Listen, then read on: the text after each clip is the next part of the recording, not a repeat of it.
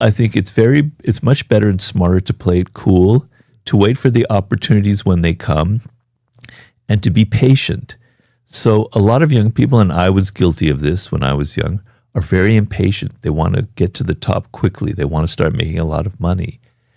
And the goal here is not to get a raise right away, to make a lot of money, to get promoted.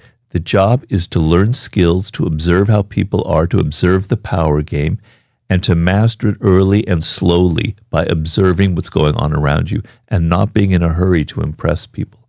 So that's how I would navigate that. Has there ever been a time in your career where you've kind of made the choice, it is Robert's time to outshine the master or betray? Well, honestly, I've never had a job in my whole life for more than 11 months. I've had like over 50, 60 different jobs, which doesn't say good things about me. I'm very restless. I don't get along so often with people in these situations. But I can remember I had a job in the 90s for a television show. I won't mention the name because it's rather embarrassing to me, which television show this was.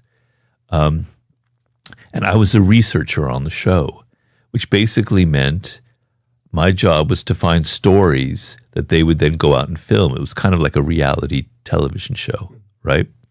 And there was a team of researchers there. But I was by far the best researcher there. I've been doing research for many, many years. I have definite skills in that. I'm not good at a lot of things, but that's one thing I'm good at. And I'd say of the team of 8 people, 80% of the stories I had found, which was a pretty high success rate. And then one day, the boss, this woman, she kind of chewed me out in a meeting, like, Robert, you've got an attitude. You're not paying attention. This is very important that you listen to what's going on in this meeting. And it was a very boring meeting. And in my head, I'm going, what the hell does this matter whether I'm listening to your stupid meeting when I'm getting 80% of the stories here, right? Isn't that more important than pretending to listen so closely to your dumb meeting? Well, several months later, I was fired. And I was fired basically because of that kind of attitude, even though the results were there.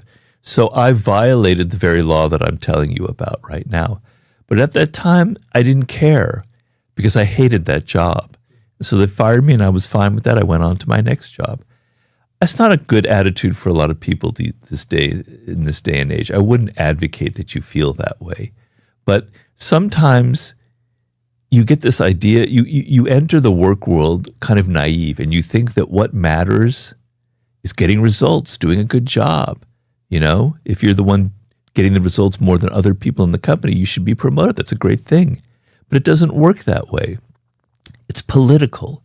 I wasn't being political with this woman.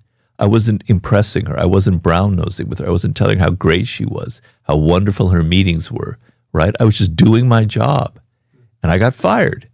So you've got to be aware that people are playing political games. Whenever 3 people get together, this is something I've say often, whenever 3 people are together in a group, there's politics, there's ego, there's battling. Who's the best? Who's better than this person? Constantly comparing.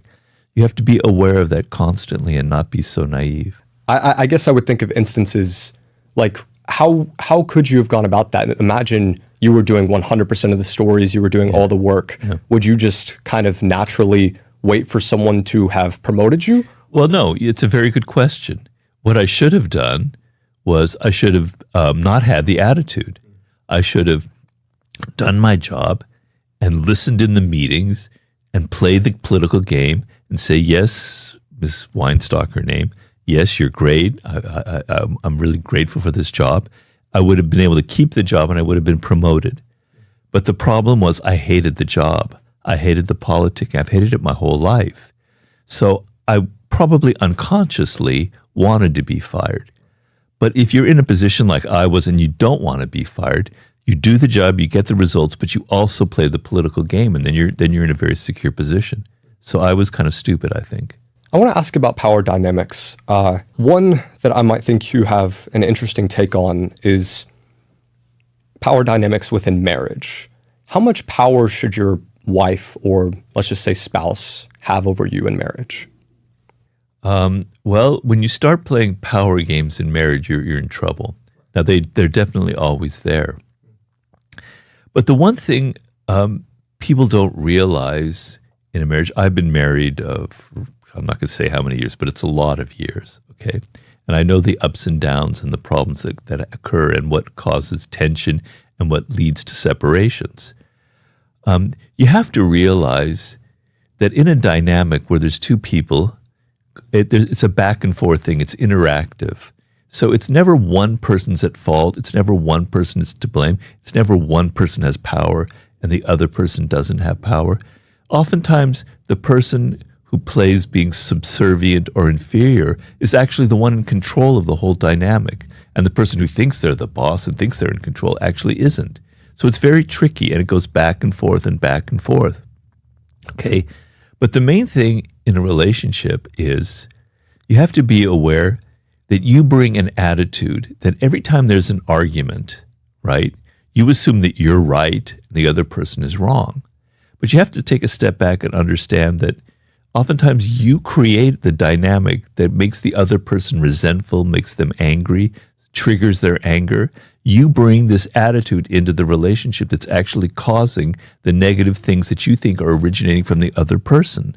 It's very tricky. It's very complicated. People are very complicated. It's not so simple to figure. It's not black and white. I'm the good person, you're the bad person. In a relationship, it's back and forth. The two people are creating this dynamic, right? So you want to have a certain attitude. And that attitude is, I don't want power. You're not after power in a relationship. You're after things being smooth. You want to be supporting each other. You want a loving, giving, caring relationship, not power.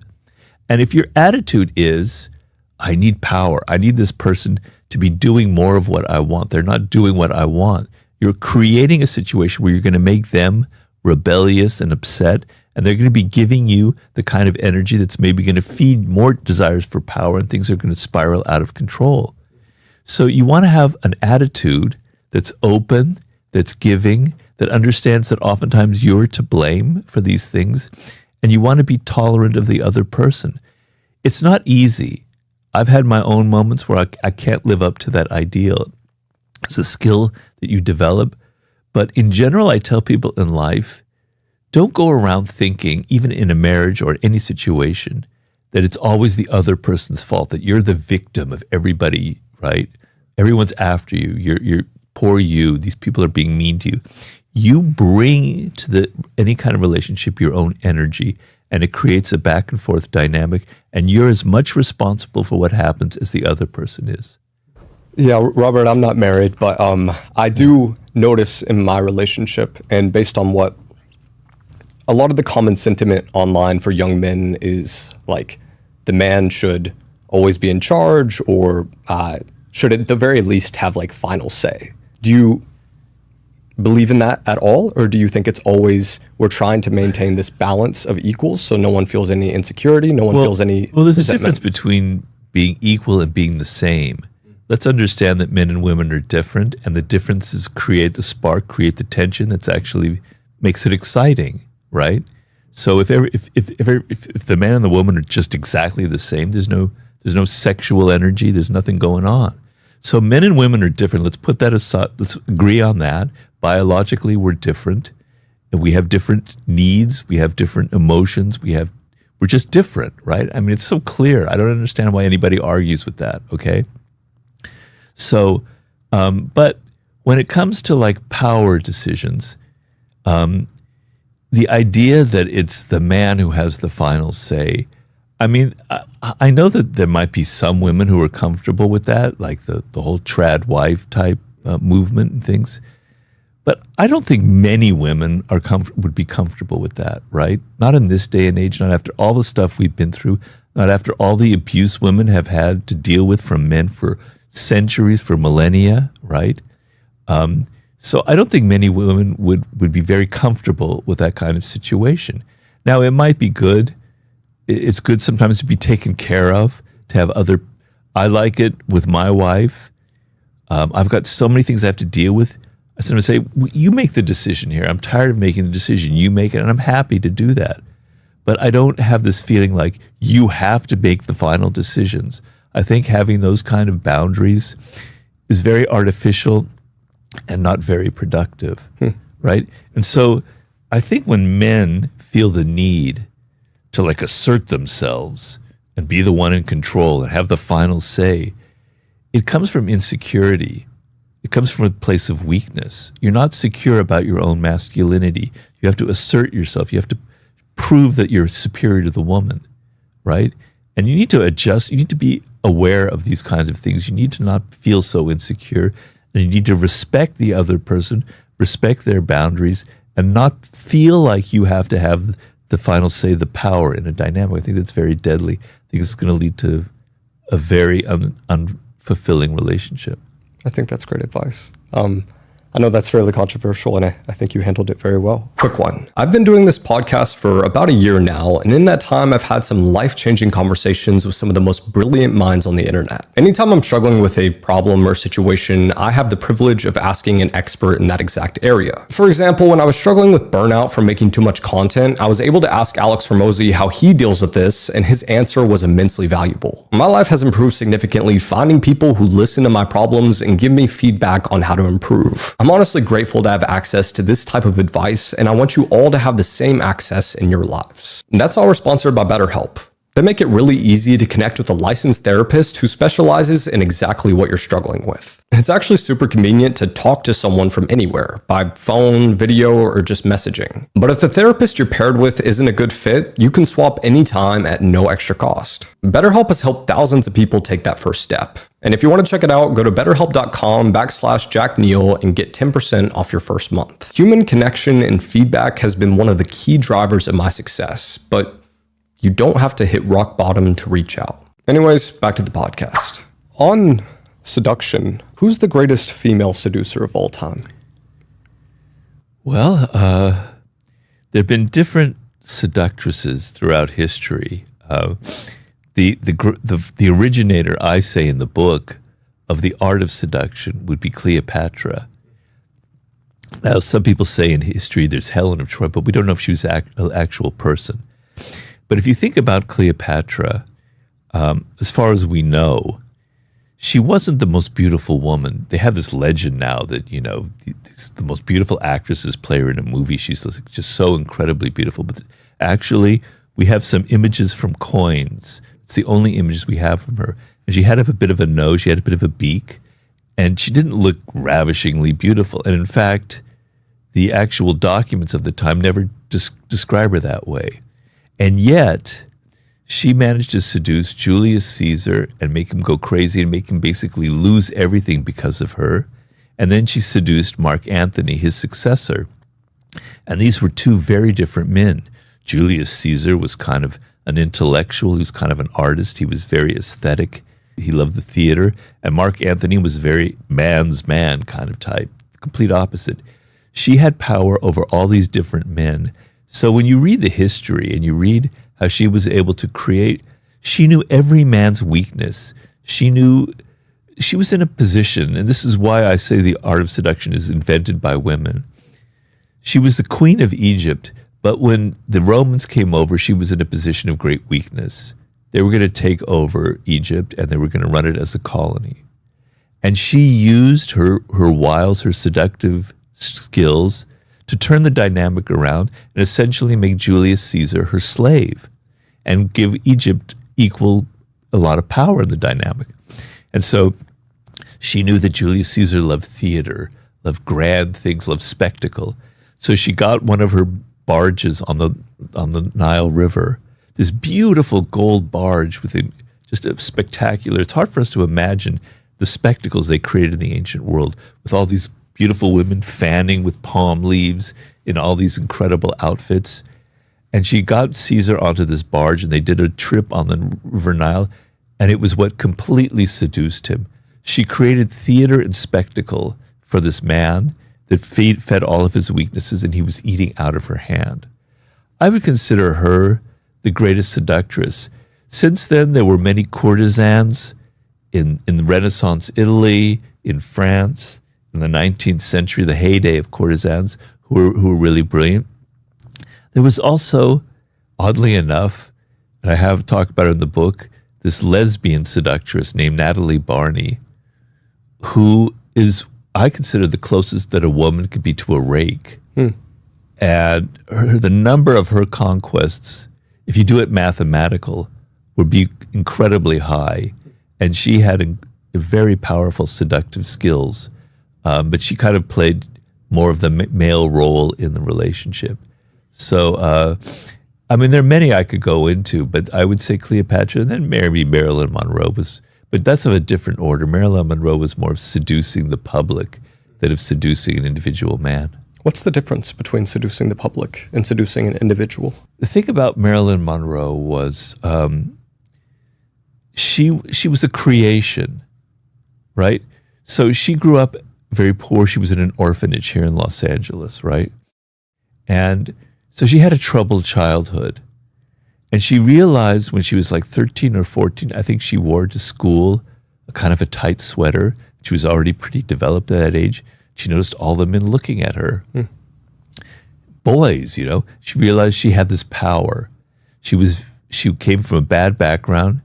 She had no other power except her physical charms. And when she got in front of a camera at an early age, it was like she was always kind of starving for love because she didn't have a parent. She didn't really have a mother and a father that looked after her. She was always sort of starving for love. And that quality in people who want love more than anything is what often makes people charismatic. Because when they get out in front of a public and they talk in the public, you can sense that they want your desire, that they want you. And it's a very powerful feeling.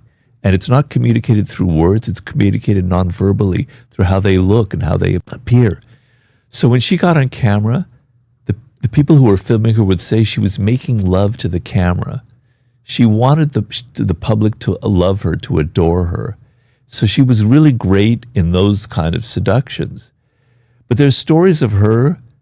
She lived in New York for a while, where she would go to a bar and no one would recognize her. And this is in her heyday.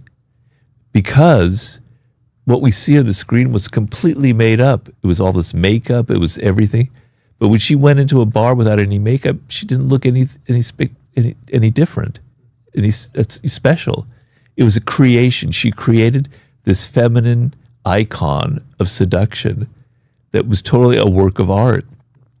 But when it came to individual men, she was obviously Marilyn Monroe, but she wasn't like an absolutely incredible seductress with men. She just used her image to seduce. Right. She used her status that she had cultivated through this.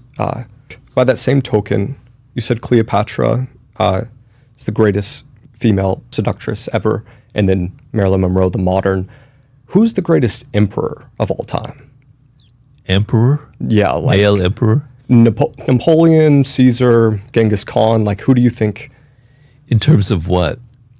It's kind of a vague question, right? But who do you think was maybe the most cunning, the most intelligent, the most powerful, the most impressive? Well, it's a good question. Supposedly, Genghis Khan was a brilliant leader and very well loved and very charismatic, but also incredibly ruthless.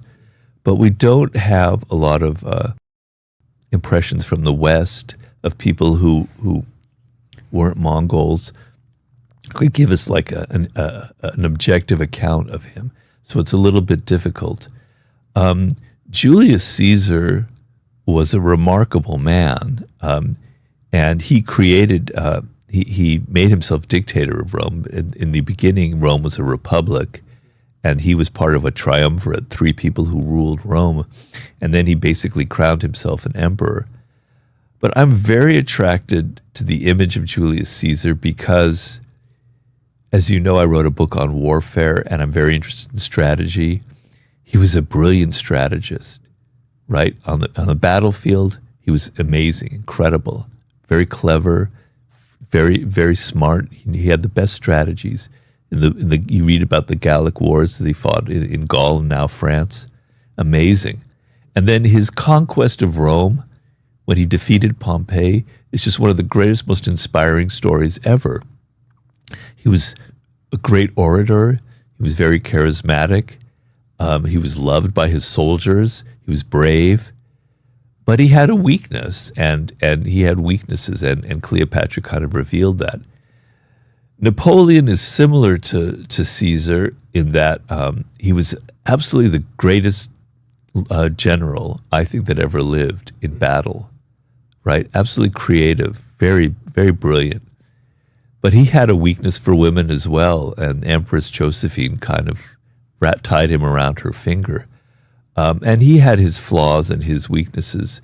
I mean, Machiavelli, who is sort of my inspiration for the 48 Laws of Power, one of my favorite writers, he was trying to see who would be, if you could build the greatest leader in history, how would that person be? And he says, the problem in all these people, these powerful people like Caesar, like Napoleon, like Cesare Borgia, like the Borgia popes, and like the Medicis, is they rise to power. You can say that about politicians in America right now, or any business leader, your Elon Musk, etc. They rise to power because of a quality that they have that makes them different, that makes them stand out. It could be just sheer aggression and determination. It could be incredible marketing skills and being able to create the presence of power, etc. They get to the top this way, but when they get to the top, circumstances change and they can't adapt, and they keep using the same thing over and over again, and it becomes their undoing. So a great emperor, a great leader, which I can't think of very many, is somebody who could change, who could adapt and could become somebody different, who's a bit of a chameleon. And I don't think Napoleon or Caesar actually quite rose up to that level. I don't know of anybody else I would think of. It's a great question, though. It's very interesting. Elon, I would say, is, whether people hate or like Elon Musk, he is very adaptable in that he's been a member of the Democratic Party, the Republican Party. He's kind of shifted his policy over time. He was Team Trump. Now he's not Team Trump. Yeah. Do you think he does a fairly good job of being a chameleon? The problem with Elon, and it's easy for me to criticize him. He's far wealthier and far more successful than I've ever been. But the problem with Elon is I don't think he's in total control of himself. There was an article recently in the Times, which I believe is accurate, which showed that he takes a lot of drugs, right? He's on ketamine. He takes hallucinogenic drugs every now and then. He also is on Adderall, I think, or one of those other drugs for energy. I worked for somebody like that. I was on the board of directors of American Apparel. I don't know if you remember American Apparel. And the CEO of that company, Dev Charney, was similar. And he didn't have a drug problem, but he had some other kind of physical issues. These are people who are not totally in control of themselves, right? They're driven by some kind of inner demon that I think he is, Elon, from his early years. And so some of his chameleon-like behavior, I don't know if it's something that he is actually creating or whether it's something that kind of drives him. He's not in control of the situation. But his strength, if anything, is marketing. So if you look at it campaign-wise, like a military campaign, what he did in the early years of Tesla is one of the great marketing feats of the 21st century, because basically he started a car company, and car companies are very, very difficult to run. They require a lot of capital to get it going, right? And it's very labor intensive. It's very capital intensive. It's like the worst business to start, right? And to make a profit.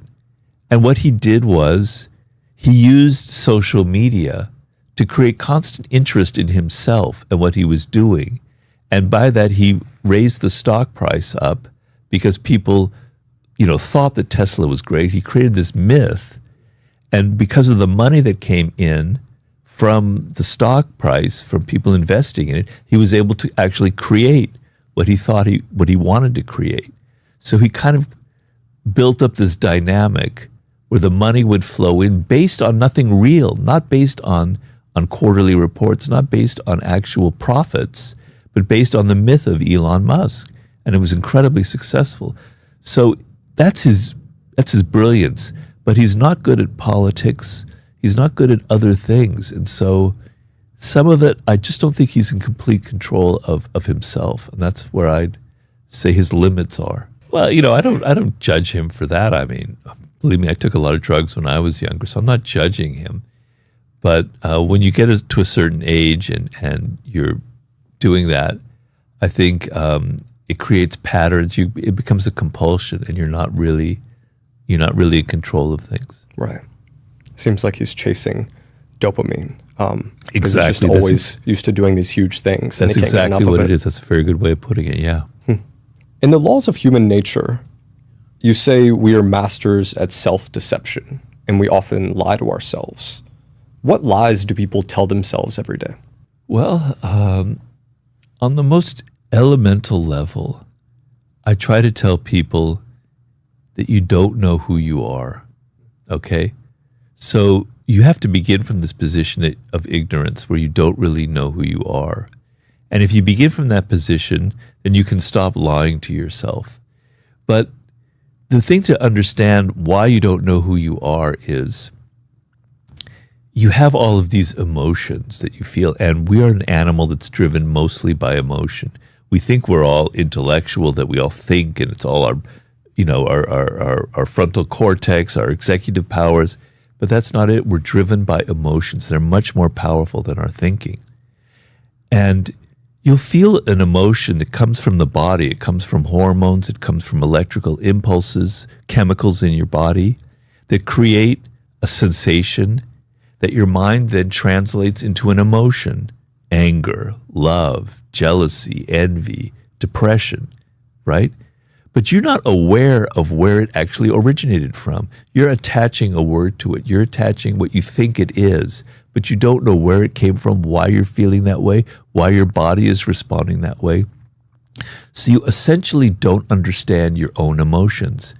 Oftentimes, you get angry at something, and you think it's that person who triggered it, but it's something else. It's another person days earlier who set the seeds for it. It's your parents who created this pattern.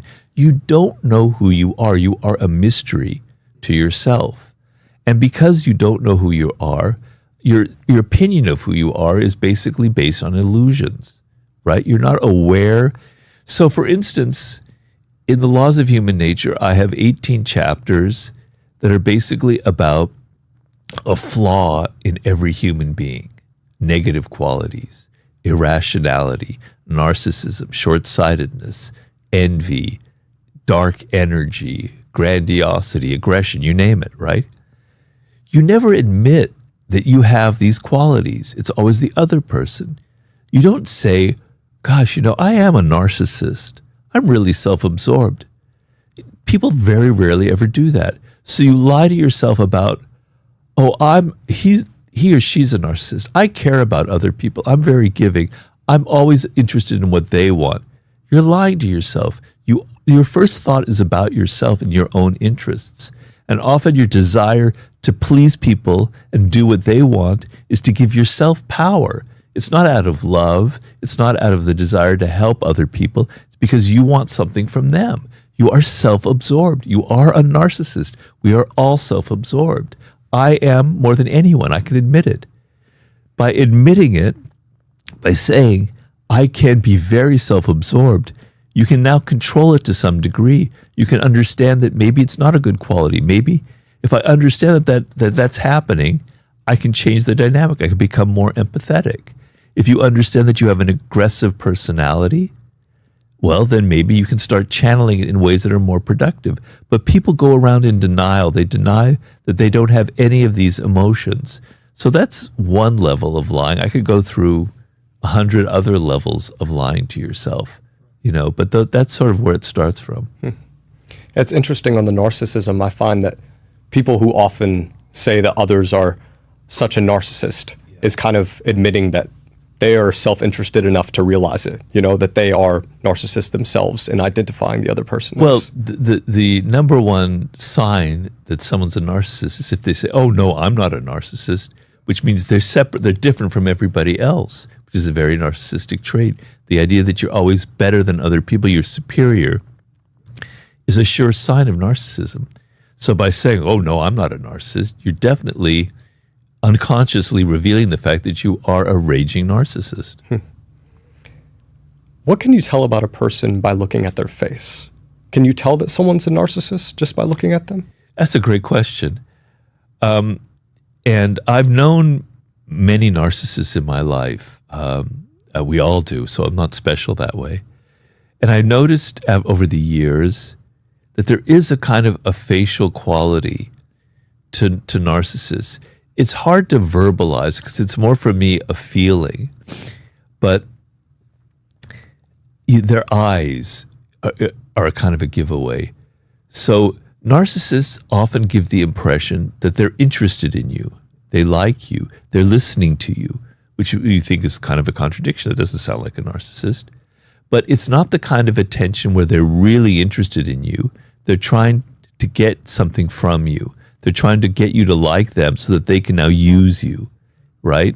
So the way I say it is there's a kind of a deadness in their eyes. They're looking at you, they're listening to you, but you can see they're not really connecting. The wheels are spinning inside their brain about what they can do with the information you're giving them. You can recognize that it's not lighting up. There's not a feeling of warmth, of interest in their eyes, right? There's also a kind of, I'm thinking of the people that I've known in my life and certain facial qualities, and there's this kind of smile that is slightly demonic where I can't really describe it, which is why I say some of it's hard to verbalize. But it doesn't feel like it's directed towards other people. So oftentimes when you smile and you laugh, it's a social thing, right? You're responding to other people. You can't really control it. Somebody tells a joke or you hear something and you're laughing and there's kind of a communion going on between you. But the narcissist, there's something, they're just stuck inside themselves. There's kind of a demonic quality to when they laugh and to when they smile. I know I'm not being brilliant at describing it. If I see it, I know it right away. It's almost like that smile comes from judgment rather than like appreciation of what the other person is saying. Like kind of like a smile to themselves, like something like that maybe? Yeah, that could be, yeah. Do you think you have those narcissistic features yourself? Oh, I definitely do. Really? I definitely do. When I wrote the chapter on narcissism, I was going, Jesus, I always thought that I wasn't like that, but I recognize those traits. Now, I control it.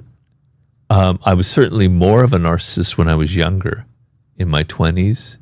I think I had, I've always, I don't know, personally, I don't like talking too much about myself, but I've always been kind of a mix of things. So I'm very interested in other people, and I'm very interested in what they're feeling, and it's kind of unfortunately raised that way.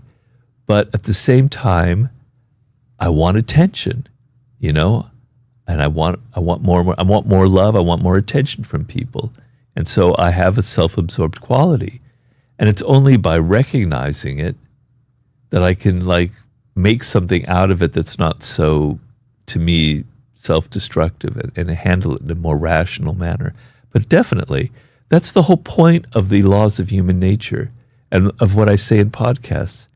I don't want to set myself up as this superior person judging you and telling you, look, American people of the world, this is human nature and I'm God and I'm telling you how to. I have all of these traits as well, all of these qualities. That's why I understand them. But we all are flawed individuals. And you can't make yourself a better person. If you want to become a better person, which is what all the self-help books are, all the podcasting is about, you're not going to become a better person until you admit that you have flaws, that you can now look at them and then work on them. On the lying to yourself portion, Yeah. the lies we tell ourselves, is it ever beneficial to lie to yourself? Yes. Yeah. I mean, too much awareness of your bad qualities can paralyze you, right? So, sometimes it's good to believe that you deserve good things in life, that you have skills, that you have promise that there's hope for the future. It might be built on nothing. It might be totally unrealistic, but it's important to have those beliefs because they can give you energy, they can give you purpose, and they can give you meaning. If we understood everything about ourselves as an animal and our basic drives, we'd probably all kill ourselves, to be honest. So yeah, it's good to lie to some degree and to feel that you're worth something and that you have goals and that you can reach them. A lot of people, when they lose that, it's very sad, and they're too realistic. They go the opposite direction. So we either overvalue ourselves. God, I'm so good. I'm so brilliant. People love me. We overvalue ourselves, or we undervalue ourselves. I'm just a piece of shit. I'm not worth anything. I don't even deserve to be alive. That's equally wrong as well. It's not the truth. But so if you become too realistic, it can bring you down, and you won't you won't have the energy to accomplish anything. So you have to have some degree of self-love, which is the origin of narcissism. I say there's the healthy narcissist. The healthy narcissist does love themselves, is self-absorbed, but they're able to channel that love into art, into creating things, into a podcast, into a relationship. That's a healthy narcissist. Saying it's a spectrum, maybe, do you think a lot of people high in narcissism lean toward art as a means of like channeling their narcissism? Is that common? Well, it's another good question. A lot of really great artists, famous writers, painters, musicians, filmmakers are definitely narcissists, right?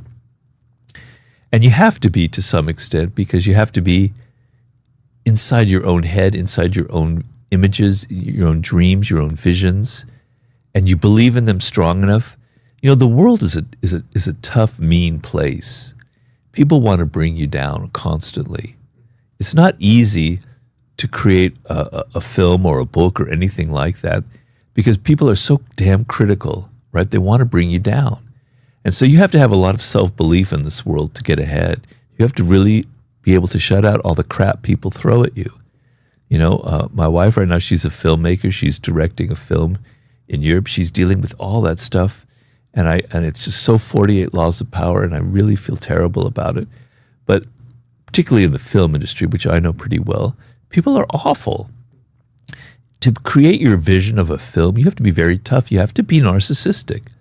A lot of business leaders are narcissistic because to get to the top, you have to have that level of self-belief, and you have to have charisma. You have to be kind of an Elon Musk, right, or like this guy, Dov Charney, who was the CEO of American Apparel.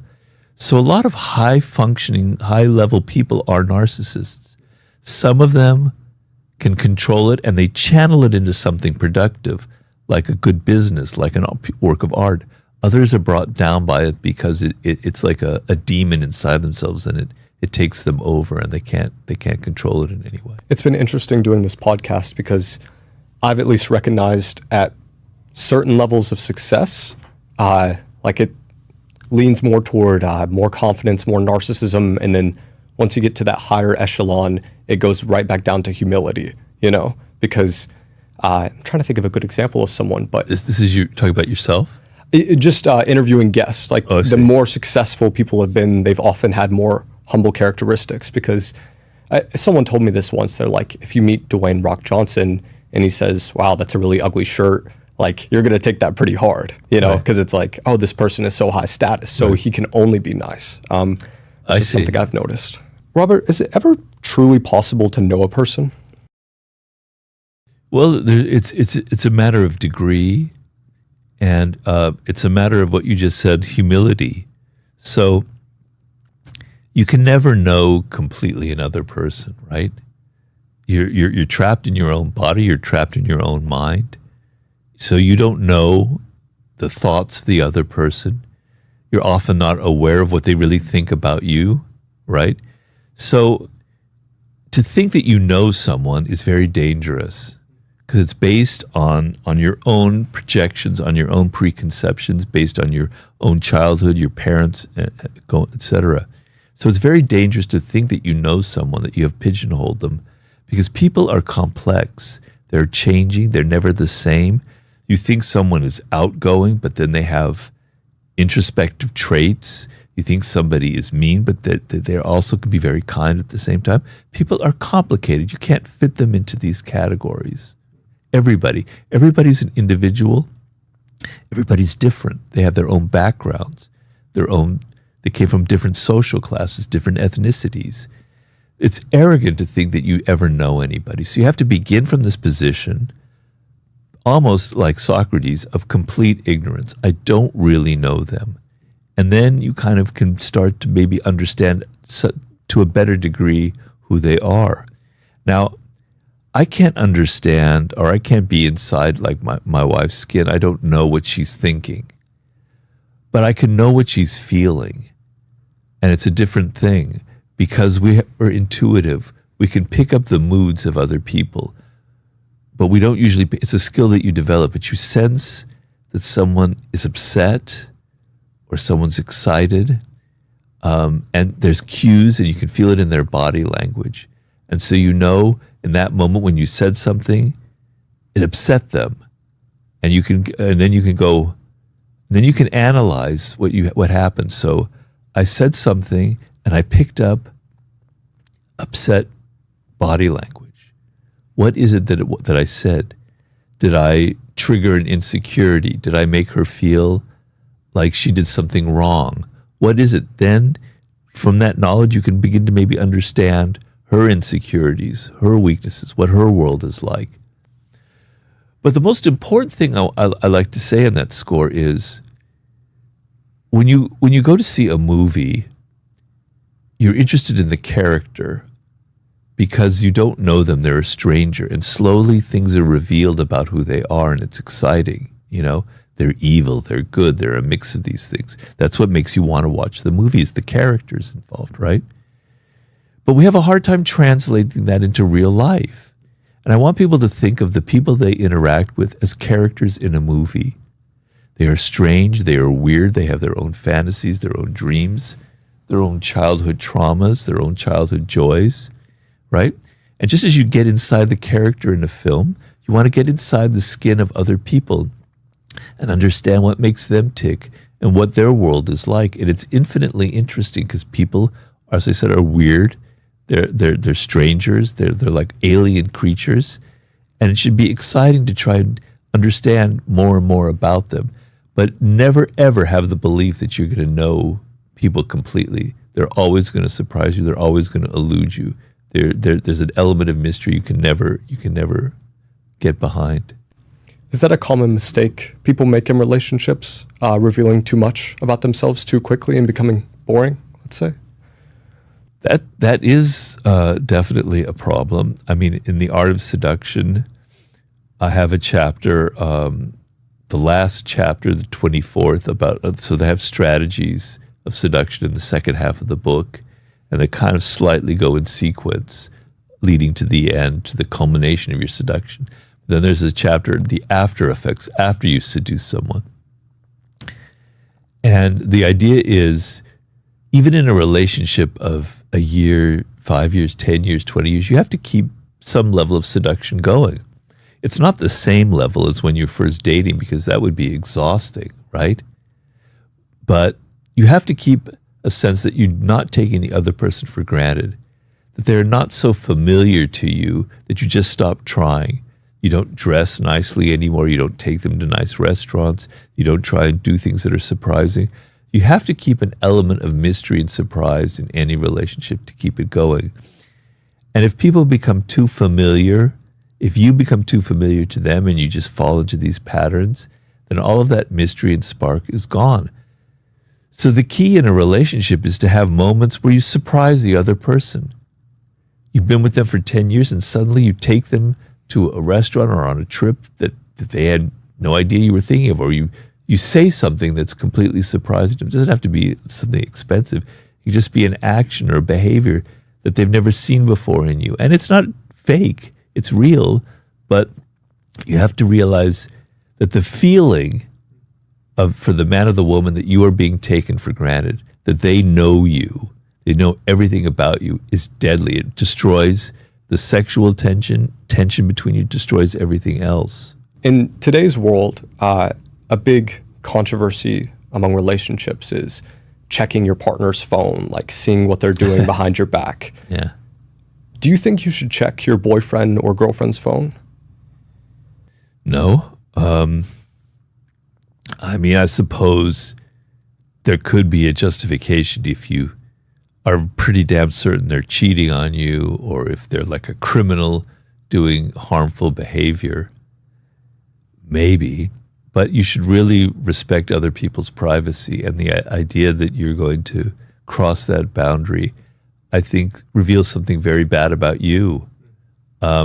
So if you suspect behavior that you don't like, then confront them about it, then ask them about that. And of course, if they're cheating on you, they're going to lie. But I'm trying to help you develop your nonverbal skills. It's so easy to see through a liar.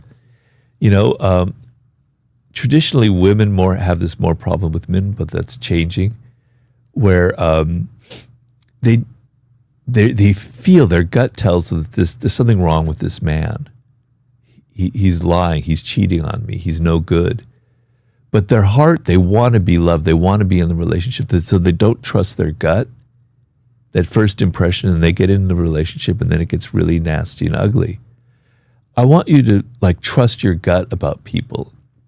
If you feel like there's something sneaky or slimy or not trustworthy about this person, then there's probably something there. And the best thing to do is to try and confront them. And you can tell by the way they talk and the way they react that they're lying, right? Or that they're not lying. But, going into people's privacy and going into their phone, I think is very, very invasive. It's violent, and I don't think it's warranted. I mean, I think a lot of it is you're just trying to find out more about them. You're trying to find out more about their secrets and their fantasies, or what they're doing, or if they're on Tinder looking for other mates or something, or whatever. I think you just got to resist that kind of thing and respect people and not feel like you're given license to spy on them in some way. I think it's very dangerous. If you feel the need to check someone's phone, it's because you went wrong at an earlier point, establishing some type of boundaries or communication, or vetting out the person fully, perhaps. That makes a lot of sense. I agree with the trust your gut thing. I always tell myself, no, be logical about it, but every single time it's always been the gut was right. Yeah, you oftentimes, when you first meet somebody, it's a very strange thing. Because when you meet people for the second or the third time, it's not the same, right? But when you see them the first time, there's a weird energy going on because they're a stranger. And strangers, there's something straight, there's a wariness about them, there's a curiosity. It's a different energy than anything else. And you're feeling something from that person that's different from after you've seen them 2 or 3 times, because after 2 or 3 times, you're not paying attention.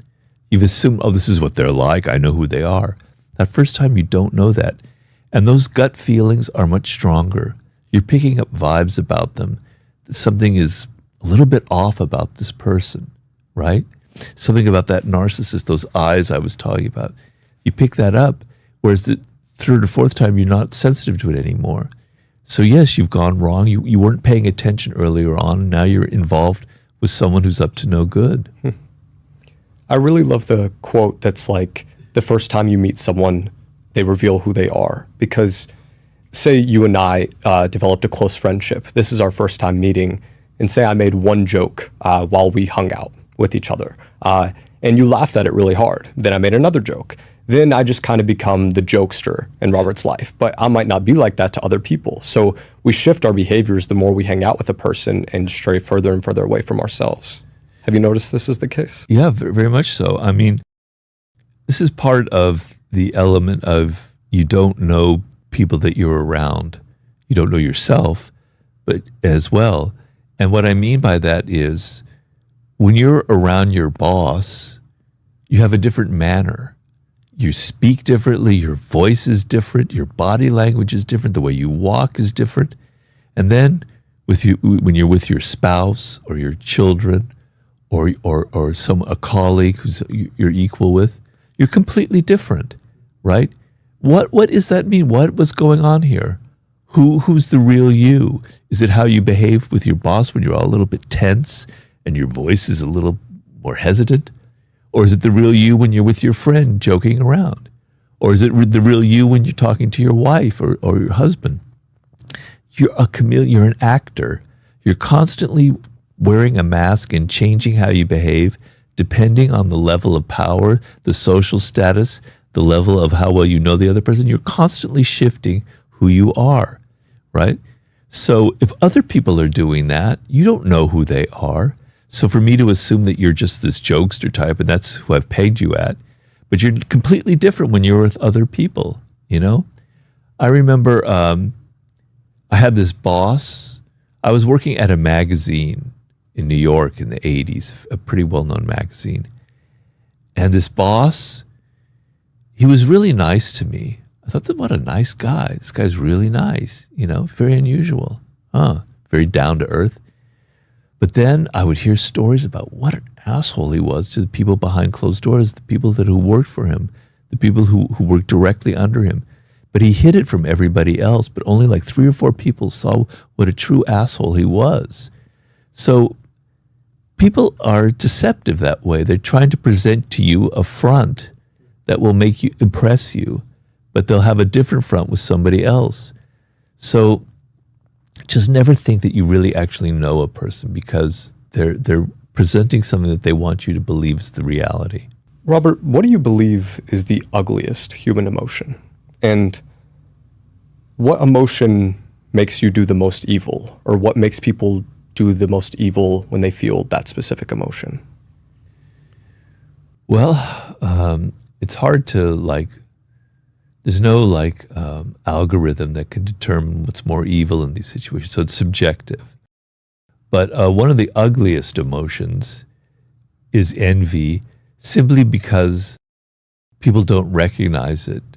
They don't admit to themselves that they're feeling envy. And because they don't admit to themselves that they feel envy, they feel they have license to do whatever they want. So a lot of murders, a lot of terrible crimes, a lot of sabotage have been committed out of envy of the person that you're dealing with. But you never admit it to yourself because envy means that you feel inferior to someone else. You wish you had what they have. Humans don't like to admit that they're inferior, that somebody has something that they wish they had. So we justify it to ourselves. We say, they're really a bad person. They're evil. They're inconsiderate. They're all full of themselves. They're arrogant. It's actually stemming from us. It's stemming from the fact that we wished we had what they had. We feel envy. And because we justify it as it's their problem, we're now justified to commit terrible things to them, spying on them, hurting them, sabotaging them. I have stories in the Laws of Human Nature of the great Mary Shelley, the woman who wrote Frankenstein, and how she was a magnet for envy. Some people are magnets for envy, and they're magnets from envy because they're so good. They're so successful. They're smart. They're beautiful. They're witty. They've got all these good qualities. Everybody, a lot of people hate them and envy them. And she brought this woman into her life who was so friendly and nice. And that's what envious people often do. They often ingratiate themselves so that they can hurt you. And this woman ended up stealing her husband from her, who was the famous poet, Shelley. He ended up dying in an accident. She basically ruined Mary Shelley's life, destroyed it through envy, right? And finally, it took a long time because Mary Shelley didn't want to acknowledge this, but finally she realized that this woman is evil, downright evil, right? So envy can turn into a very evil, destructive emotion. It's not always that. There's passive envy where I myself feel envy for a great basketball player who could do things that I could never do because I love basketball. I was never very good at it, but God damn it, I really envy Kobe Bryant. But I don't do anything about it. I love him. He was my hero. But so there's passive envy where you kind of envy, I've talked about this before, but Ryan Holiday, I was once his mentor, and now he's incredibly successful. He's younger than me. He's better looking than me. I could feel envy towards him, and I do, and I admit it. But it's passive envy. I don't act on it. But people who are very insecure and feel envy are capable of very evil things. The other emotion that can lead to evil actions are people who are so certain of themselves. They know the truth. They know what is going on. They know the answer to everything. Because they know what is happening, they're willing to do anything, right? They'll take all kinds of actions to prove that they're certain. But their certainty is not based on anything real. So I always look at people who are filled with conviction and certainty as actually very dark figures. The warm human quality that you want is you don't know. You're uncertain. You're not sure that this is exactly the right thing to do. You're not killed by doubt. You're not able to not take any action. But you always have a sense of, maybe I don't know what's right. Maybe I have to think more deeply about it. Maybe I have to be more of a human being than this machine that's so certain about things. But those would be sort of, to me, the two most potentially evil qualities. It's funny how often you never hear anyone say just the words, I don't know. I know. No one can ever just admit that they don't know something. I know. I would assume that if you went to anyone on the street and asked them any question about just the United States, like name the state, they would just give a guess. No one just ever says, I don't know. Yeah, it's very true. And when you do meet somebody, like in an interview or on television or in media, who says, I don't know, I immediately respect them. I immediately think, wow, that's great. That's so unusual. The other quality is, yes, it was my fault. I made a mistake. It wasn't the other person. I'm not a victim here. I made a mistake. I own up to it. I'm taking responsibility for it. How rarely do you ever hear that? That's a rare one too. Yeah. I'm not friends with that person anymore because I was an asshole. You never hear anyone say that. But it's more true that it's not because someone had to be. You've mentioned how the best seducers kind of mirror childhood fantasies. Why did the best seducers act like children? Or have this like childlike characteristic about them that makes them very charismatic? Well, not all of them do, but a lot of very good seducers do because it's a very natural quality. So children are by nature very seductive because they're not trying to put on a front. They just are who they are, right? And they're very fresh and they say what they think and they have weird fantasies, and they're charming, and we're charmed by them, right? And so when a person retains that quality, retains that openness, retains that kind of spontaneity, retains that kind of unpretentiousness, we're charmed as well, and we can be seduced by them. And one of the types, in the book I have 9 types of seducers, and I'm trying to tell you, the reader, that you are at least one of these types, maybe 2, but usually there's one that stands out.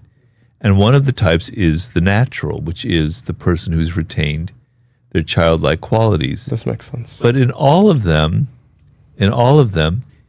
if the seducer seems too calculating, too cold, too in control, too trying to dominate and get sex or get a favor out of it, it's sometimes easy to see through. And it's not very seductive. But we don't think of children as being seducers. We just think of them being themselves. But actually, children are trying to seduce. They actually are trying to get your attention. They are trying to get your love. But if you make it seem like you're just a natural, like you're just naturally who you are, then people won't realize that you're seducing them. You can get away with a lot. Whereas if you're so cold and calculating and it's so clear you're making moves, so clear you read Robert's book and you're following this, idea and that one, then people can see through it.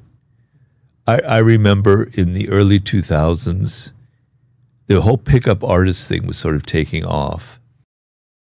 And they had all these strategies that they would use, like negging and things like that. And they reached a point where I would talk to women and they say, I've seen that strategy used on me so many times that I could see it coming from miles away. It completely lost its effect because it was so clear, it was so obvious.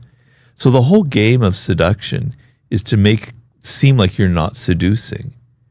And having that kind of childlike quality will conceal all of your strategies, all of the tactics that you're using. And maybe you're not even using a conscious strategy. You are just being who you are, which is ultimately the most charming quality of all. I've actually, I think Mystery might be the person you're referring to. He was kind of the founder of all this. His kind of wingman or so, I've actually been out with that guy to bars. And way back, maybe like a year and a half ago, his name is Baxter. And he does quite well with women, but it's not because he does a little bit of the negging thing. But the main thing I realized from him is how playful he is. Yeah. Like he makes it feel like fun, kind of maintaining that childhood quality that you just mentioned. But it's a fine line. You have to make it feel like it's naturally fun, not like you're trying, not like it's something you've learned or something. The worst thing for a seducer is to apply the same strategy twice to a different person. Oh, this worked before, so I'm going to do the same thing. So it's not going to be very playful if you've got like a shtick. And this is how you appear playful for each woman. You've got to like adapt. You got to change. You got to, you got to be in the moment. It has to be fun for you. You can't just be trying to set up a situation where it's fun for them. Exactly. That's interesting. I think that's a mistake I've made in the past, maybe taking the same person to the same restaurant because I'm like, oh, I know they'll like this place. I've been here before. But at that point, I don't really enjoy it. Right. Yeah, that's good advice. To go to a bit of your background, you mentioned earlier that you had several jobs. You had jobs as a construction worker in Greece, an English teacher in Barcelona, a hotel receptionist in Paris. Yeah. While you were doing all those odd jobs, what were you thinking about? Well, I was in my 20s. So the first of them was I was working in a hotel in Paris. I was 22, fresh out of college. And I was just excited. I wasn't thinking too much. I was just so happy to be in Paris, to be away from home. And it was a Hotel Saint-André des Arts in the 6th arrondissement, where all the fashion models were staying. So imagine I'm 22, I'm from California, and there's all these like gorgeous fashion models staying there. It was like insane. I was having such a good time. Yeah. You weren't thinking about too much philosophy at that time, maybe. I was reading a lot. I've always reading, but that's sort of when my interest in seduction kind of blossomed because I met a man there who was like an amazing seducer, and I kind of observed him. So I wasn't thinking too much. Those years in Europe, I really wanted to be a writer. I wanted to write novels, and I was like accumulating experience for that. So that was sort of in the back of my mind. Then when I was teaching English in Spain, that was later. I love. Spain is one of my favorite countries, and I love the people there. And it was just a very happy moment in my life because I don't really generally like teaching, but these people were they were the best students you could have. And I just really loved being around them because Spanish people, you can generalize, so it's not, please understand that I am totally generalizing. But they're very warm. They're not. I had been in England before, where people can be very tricky. You never know what they're thinking. They say one thing and they're doing another. The Spanish people were very upfront. They say what they think. They do what they feel like. You can read them very easily. I felt very comfortable at ease with Spain. So that was more of that. When I was working in Greece, I had fallen very ill. I was in a hospital, and my life was sort of saved at that point, but I ran out of all my money. I had to get a job to get off the island of Crete. And one of the jobs was construction. It was just awful, awful experience. pulling nails out of pieces of wood and cutting yourself and everything. So each job was at a different kind of point in my life. But through all of it, what I was thinking of was I'm accumulating adventures that are going to turn into some really interesting novel. Right. And it never happened. That's a whole other story. Do you believe that's a good way to live life? As though you were the main character in a novel that you're writing and you should try to accumulate as many interesting experiences as possible? Well, there are lessons to be had there. Now, understand everybody's different. So I tell a lot of young people come to me, their careers are starting, they're in their early 20s, their late teens, and they want to know how they should approach those years and how they should approach if they're going to university and such. And I tell them, you shouldn't really follow what I did, but one thing that I did that I do advocate is having a sense of adventure, right? So what I don't like about what some young people do is they're in such a hurry to make a lot of money that they go join some big firm on Wall Street or whatever, where they get, immediately, that's what their life is going to be like. And they're 22, 23, and all the joy, all the excitement, all the fun, all the adventure, all the uncertainty is gone. I know it's different now for young people than when I was young. It's a lot harder. It's harder to get a good job. Jobs aren't so available. Things are much more uncertain now than they were in my day. It's hard to hold on to something for very long. The industries are constantly being churned up and you never know where you are. So there's more insecurity than when I was a young person. So I understand that and I'm empathetic. So I can understand why you would want security when you're in your 20s in this day and age as opposed to when I was. I didn't want security. I wanted fun and adventure and weirdness. But I think you have to have some adventure because it sounds like a total cliche, but your youth passes really quickly. You don't realize it. You think you've got all these vistas of time, and then it's gone. And it's the best time of your life. You've got all this energy. Your mind is fluid. It's open. You're excited about people. You're following trends. You've got to be